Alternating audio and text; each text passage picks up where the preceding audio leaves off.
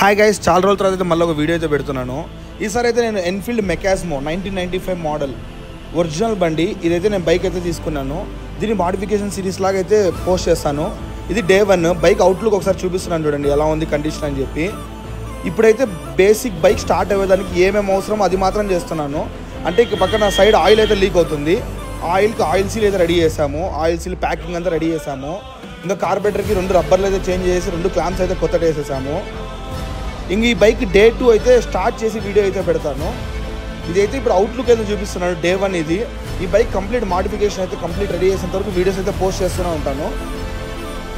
ఇంకా ఈ bike beating వినాలనుకుంటే ఈ పేజ్ని అయితే సబ్స్క్రైబ్ చేసుకొని ఫాలో అయితే అయిపోండి. Thank you guys.